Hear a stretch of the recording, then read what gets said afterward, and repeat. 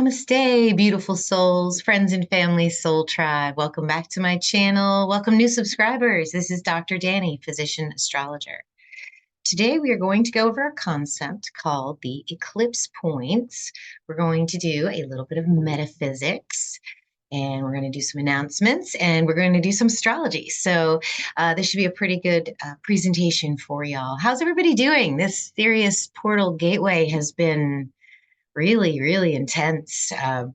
I've been working a lot, which is why you guys haven't seen too many lives. Those are coming back. I just need to get through this chunk of time. One of my colleagues is out of the country right now, so we're all kind of covering for her. So at any rate, yeah, it's been pretty intense. A lot of medical problems that are very strange and terrible have been coming through our doors. So we've been dealing with that. It comes and goes, comes in cycles, and I believe it's related to the cosmos. I really do, which is one of the reasons why I started looking into astronomy and astrology, because I would notice that there were cycles, ebbs and flows of certain types of energy in medicine and how patients present and the problems that they have. So very, very interesting time that we're in right now. Let's see what else. Oh, I wasn't even going to do this video today, but I actually had a good night last night. I got to sleep a little bit, so I feel pretty good. Today's July 4th, which is Independence Day for the United States. So happy Independence Day to all my United States brothers and sisters. We are a land of immigrants, just trying to make it through the world together. Despite what the media says about us, we're actually, a big-hearted bunch of people. So yeah, so happy Independence Day. It's really great. It's kind of interesting too, because Pluto is on its first return for the United States, and 248 years ago was the American Revolutionary War. So kind of interesting, an astrological synchronicity there, which I absolutely love. I think it's super interesting. I was out today when I got home. I went ahead and went for a little ride on my one wheel, or I guess it's not really called a one wheel. It's called a electric unicycle. So I was going to show you guys that. This guy right here. Oops, hold on. Let me show you in photos. Open the photos. Yep, so that's me. I do like an hour ride around. It's good for the core, helps with balance. You do fall a little bit when you learn how to ride this. It's motorized, so it doesn't lean back and forth. But if you lean, it'll accelerate and move you. So I just skate down the road and go. So, all right, let me do a couple of announcements real quick before we get into everything. You're really going to like this concept. So thing one, the business and financial astrology course, the modules are dropping on Sunday, which is probably tomorrow after this video drops. So the link is below for that. This is going to be such a great course. 3.5 hours of me just talking to you. I've spent months of research bringing all the tools for business astrology in the constellational sense. So I teach you how to use the actual sky. And what's super interesting is you don't even really need it. You just sort of need to know astronomically where things are, and not necessarily which constellational map you use behind it. So I go into that a little bit in the class as well. There are 2 live events during this class while we're dropping the video content. First one is going to be on July 20th, and that is going to be question and answer, 2 hours with me live. We'll record that. That'll also be a module in the course for later use. And then the last one will be on August 8th, and anything you guys want to talk about, it's a Thursday night. So I hope y'all take part in the launching of this course. It's going to be a lot of fun. If you're not already at the Fellowship of 13 Signs on Facebook, please join us over there.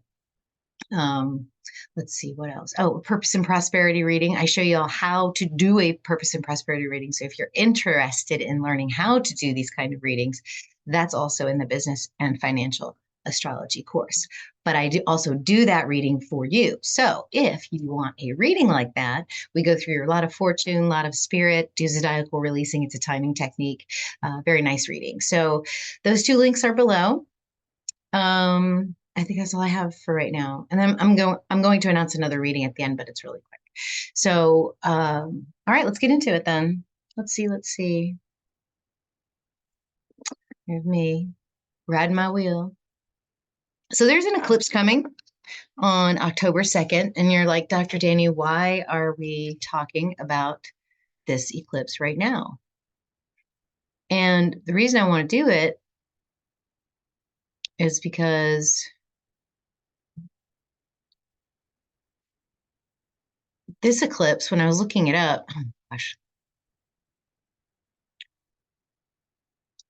all eclipses are categorized into what they call Saros cycles.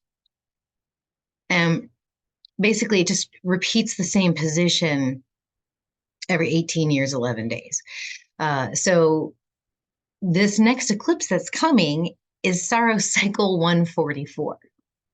Okay, so many of you already know there is a sacred spirituality with the number 44. It is 12 times 12. It is the 13th number in the Fibonacci sequence, which encodes the golden ratio 5. All right. It is a number that you see a lot in calendrical dating. It's a number that you see a lot in spiritual texts. It's the number of the 144,000. Okay, so I just thought that just caught my eye, and I said, all right, I need to look into this.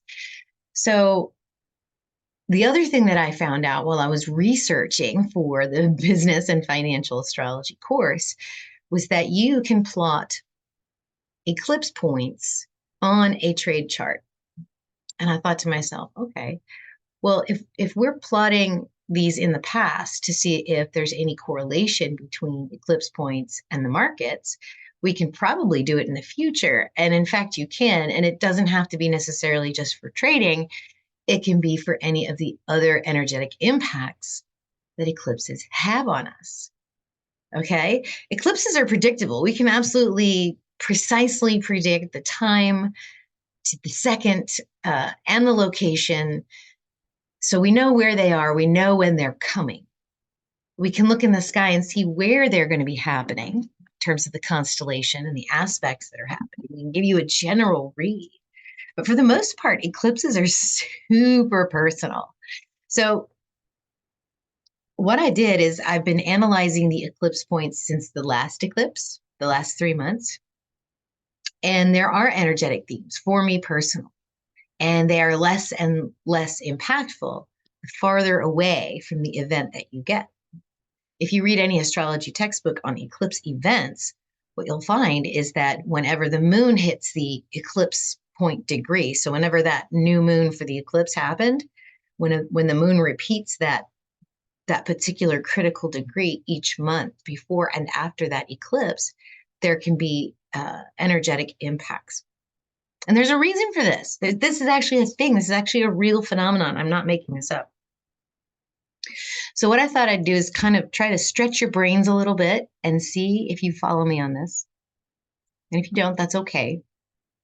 There's an idea in physics that time is not linear. That when you look in, when you do multidimensional mathematics, time can go forward and time can go backward. In fact, there actually is really, in those types of dimensions, past, present, and future exist all at once. And there's a spiraling phenomenon with space-time and time-space that helps to account for this. I don't want to get too deep into it because I don't want to confuse you, but I want you to understand that you have to sort of let go of the idea that time is linear, that it's causal. So normally we think of, I do something now and the effect happens later. In multidimensional physics, something can happen later and it can affect you now. Okay? So that's the idea. And the reason that works is because space-time, time-space is all one thing. The only reason we perceive it as a linear phenomenon is because of our senses. Our spirit, our etheric body, all of that, it perceives time exactly like it should. It's only our mind, because it processes the senses, the inputs that we get, and it gives us a slice of life one at a time. And we feel that linearly. All right. But eclipses are energetic events, so they cause fluctuations in space-time, and those fluctuations will ripple outward in time-space in all directions, in all dimensions. That means forward in time, that means backward in time. So the 29th was the last eclipse point from the April eclipse that we had on in April 8th, the total solar eclipse. The 29th of June was the third eclipse point for that eclipse at 29 degrees of Pisces in constellations. Now, the eclipse that's coming in October, on October 2nd, those eclipse points are coming towards us. Okay, so the first one that we might feel is going to be on July 12th. The second one is August 9th, and the third one is September 5th. Then the eclipse is on October 2nd. So every time the moon hits that critical degree where the eclipse is, there is going to be a repeating energetic theme. As you move away from the eclipse in linear time, the energy attenuates, meaning it gets less and less intense. Just as if you were to approach an energetic event, the energy increases. So we are going to have increasing energies on these dates that will give us ideas about how the eclipse is going to affect us in general. And I think that's fantastic because we can look at these energetically, astrologically, and get ready and get prepared for it and use a little bit of energy and see how that feels and see how we want to do it. And then when the next one comes, we're like, okay, now we know how to do this. All right. And this spiral basically represents the idea that past, present, and future are the same. So you can have an event in the future right here and feel it in the present, just as you can have something happen in the past and still feel it in the present. All right. So I hope that makes sense. I know this is kind of a heady topic, but I'm not making it up. This is not woo-woo. This is not metaphysics. The mathematics, the physics, the calculations suggest that this is our reality. And the math has always been actually quite correct. You know, there are phenomena that we've discovered because of mathematical equations. So it's just a matter of time before we figure out a way to literally experience this in our three-dimensional reality. So Saros cycles are approximately 1100 to 1300 years long, and it's a repeating cycle every 18 years and 11 days of the eclipse occurring at the same point. So 17 Virgo in constellational is where this next solar eclipse in October is going to occur. And this Saros cycle began at the South Pole on April 11th in 1736. So we can get an energetic idea of what the whole Saros cycle is, what that whole 1200-year arc of energy might be like. I'm not going to do that in this video because eclipses are personal and this is bigger energy. I might look at this when we get closer to the eclipse. But what I wanted to look at was the day of the eclipse. So you can see that once again, Sagittarius is rising as it was on the day of this eclipse. Now, I didn't put it at the South Pole. I probably should have. But I just think it's interesting that Sagittarius is rising on both instances. That's not always the case. But here is the sun and moon at 17 degrees of Virgo. This eclipse won't be seen in most of the world. Most of the eclipse is happening over the southern Pacific Ocean and will cross over the very tip of South America, where there's only maybe one city with 30,000 people.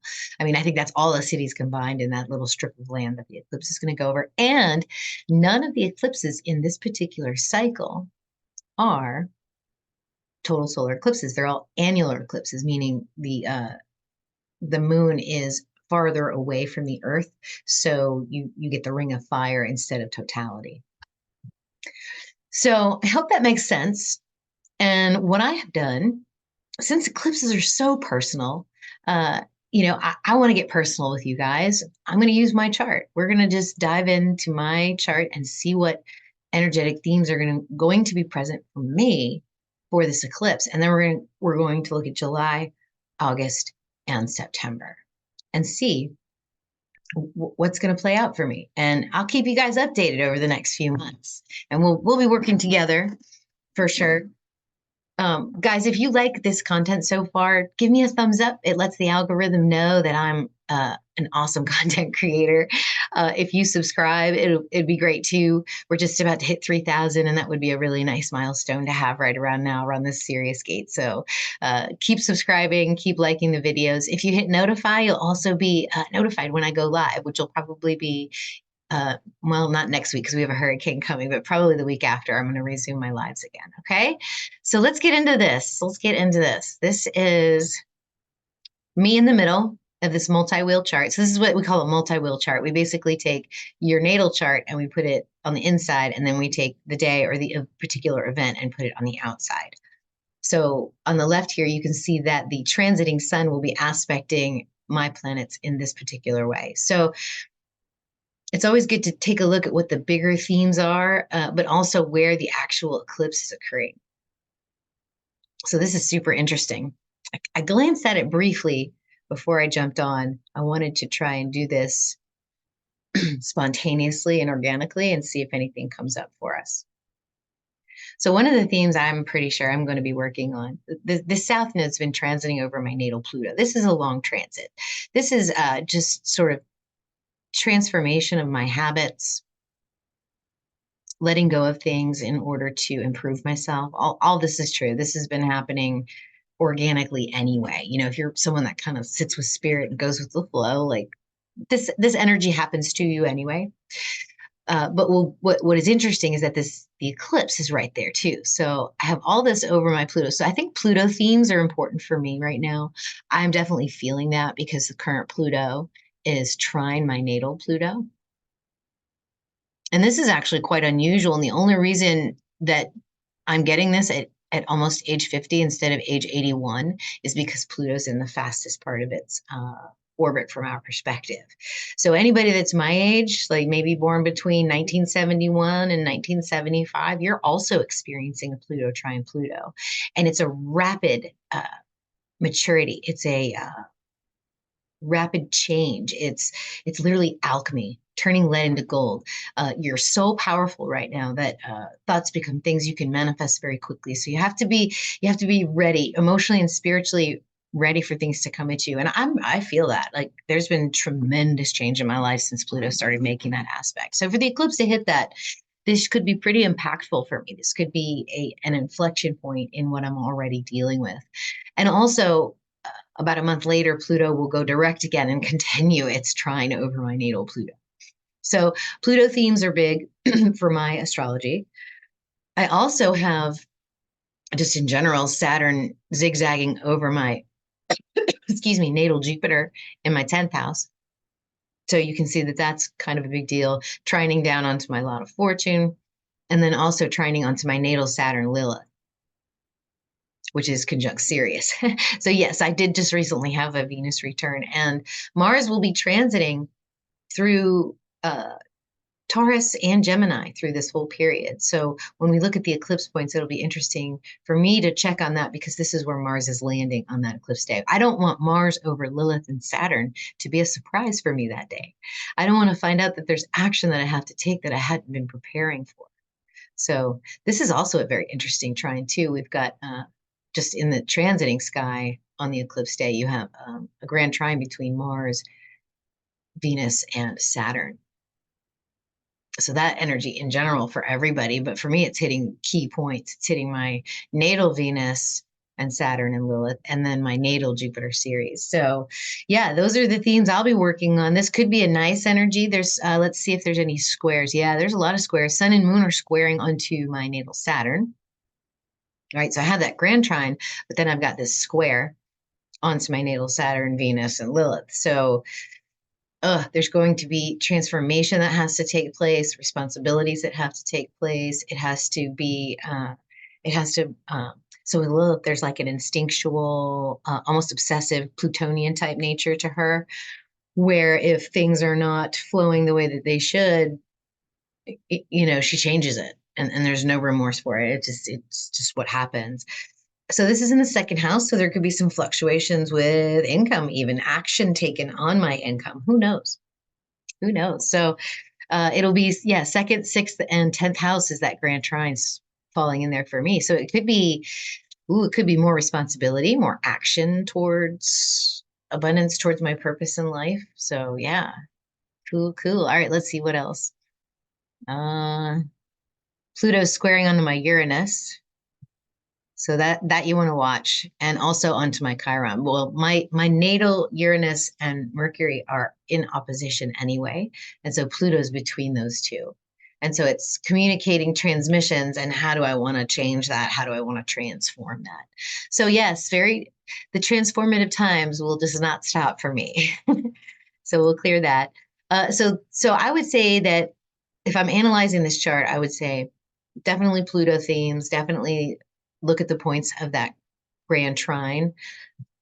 And then look at whenever that move, we'll go into the July, August, and September points for me and see if any other of these themes play out. We'll also look at Mars and Jupiter because these two will be transiting this energy here. All right, we already cleared that. Let me get my clicker out and we'll go to, all right, so this is happening on July in a week.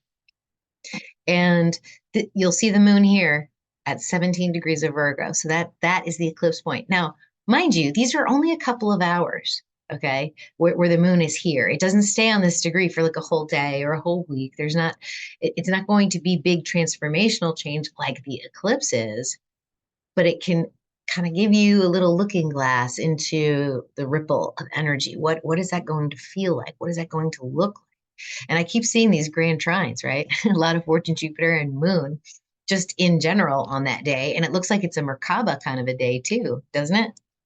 So here we have Sun, Moon node, Lilith, a lot of Fortune, Jupiter, and the nodes. So the nodes are a big part of that. Interesting. So yeah, let's see. It looks like a nice day. Sun and Chiron are squaring. But once again, this is hard to read for the general public. It's personal, right? So Plutonian themes are what I'm working on. Let's see what's happening on that day for me. Once again, my natal chart here is in the middle. So this is a week from now. The moon will be on the node, once again, over Pluto, doing its thing, helping to propel the transformational change, letting go of old ideas, of course, still having to do that on a regular, I think a lot more often than I ever have in my entire life. It's quite amazing. Lilith is conjunct my lot of fortune, which is my 6th, 10th, and 2nd house axis. The sun is conjunct my Venus, Saturn, Lilith. Saturn is still over. So this theme is still playing out quite intensely. But then look over here. Look at my ascendant. So this is why I kept pointing out Mars, because Mars is going to make a conjunction not only with Uranus, but also with Jupiter. So by the time we get to this eclipse, he'll have passed over these energies. And on this eclipse point, he's here with Uranus. So on my ascendant, so that means it's transformational action that the action of metamorphosis, bravery in rebellion, bravery in freedom. So on the ascendant, right? So anytime anything hits your ascendant, it's bound to be impactful. But Mars and Uranus together could be accident prone. So I'm going to wrap myself in bubble wrap for a few weeks here while Mars is doing his thing over there. All right, so the Plutonian themes continue because that point just keeps hitting my Pluto, that transformation that I'm going through, and it's also going over my natal 2nd house. Almost everything's transiting through my 1st and 2nd house right now. So new beginnings, establishment of new values, communicating those values, this teacher energy over here. Yeah, I see it. I see it. All right, so that's just July. All right. And that day doesn't look too bad. Let's look at August. This will be just after my birthday, which I turned 50, by the way, on August 4th. We're going to have a big party. It should be pretty fun. It's our first party since COVID. So I'm a little anxious, but it'll be fine. We used to love having parties before that silly virus came around. All right. So here's the 9th. Once again, the moon is at 17 degrees of Virgo. Mercury has just gone retrograde. Let's see, Sun is now in Leo. Mars is now next to Jupiter. So in the previous eclipse point, he was with Uranus, and now he's with Jupiter. Let's see. Chiron is now retrograde. Okay, so the wounds of the collective will probably be more clear. We'll be able to feel through them a little easier. I feel like once Chiron goes retrograde, instead of having to do the work will feel like it's been done. Like, oh yes, there's a healing, there's a healing, there's a healing. So I think the retrograde with Chiron will actually be nice. Let's see. Oh, and look, Venus and Mercury are conjunct here too in Leo. That's nice energy. That's fire. All right, let's see. My chart with the 9th of August. So yeah, once again, ascendant energy, Mars and Jupiter. This is great. Mars and Jupiter in Taurus is wonderful. It's just like let's do something wonderful together that makes a lasting impact that everyone can value. And it's in my first house. So hopefully I will be projecting that will be that I am, expansive and action oriented and brave and creating lasting value. I hope that's what I'm able to project. And then this juicy Venus Mercury conjunction is right over my Mars. Okay, so that's interesting. Let's see, what else is Mars? Mars is square to my natal Jupiter. So Jupiter and Mars are square my natal Jupiter. Conjunct my south node, opposing my north node. Yeah, interesting. Okay, yeah, so it might be just going back to the basics, going back to the root of who I am and what I value. That might be something that happens for me in August, especially after your birthday. Once you flip the calendar from 49 to 50, you kind of do have to take stock and go, yeah, that's what I'm doing, making sense. So I'm open to that. All right, and then of course that Pluto trine Pluto keeps going.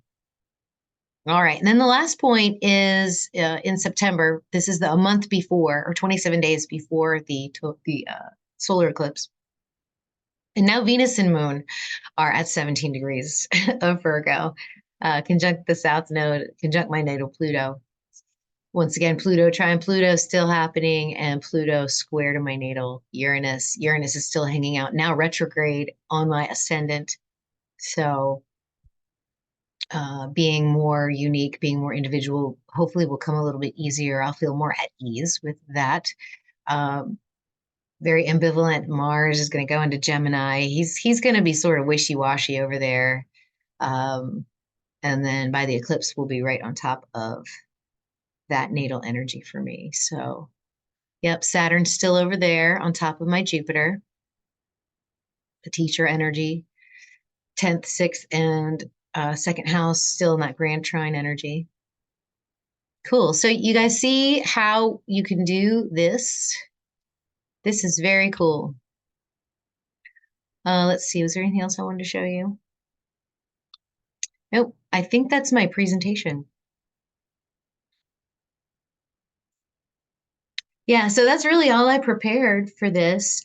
I am offering a reading for you. If you guys want to get personal with me and let me help you decide what your themes are going to be, basically what we'll do is the same thing. I'll take your chart, we'll put it in a multi-wheel with the eclipse points and the eclipse. We'll look at the beginning of the Saros cycle, and we'll put that with your chart as well. I will send you all of those charts in PDF format to your email inbox, and you'll get about a 45-minute recorded reading where we go through all of this. What we did today was a little bit brief, but what I'll do with your chart will be a little bit longer, a little bit, we'll think about it. We'll tease some themes out for you and help you decide what house it's going to be in for you. So I hope that was helpful. I hope that was interesting. I'm really looking forward to doing this because I've always thought that, you have an eclipse and then you have to beware of the future eclipse events, but you can actually project and kind of anticipate, so to speak, the waves of energy that are coming from a particular eclipse. All right. So my friends, all right. So the link for that new reading, it's called Ripples in Time, is down below. You click that, you give me your birthday, and we will take a look at Saros Cycle 144 and these eclipse points coming up for you in a very personal, private way. All right, guys. Live videos will start in a few days. So I'll make an announcement. All right. Namaste. I love you all. Bye.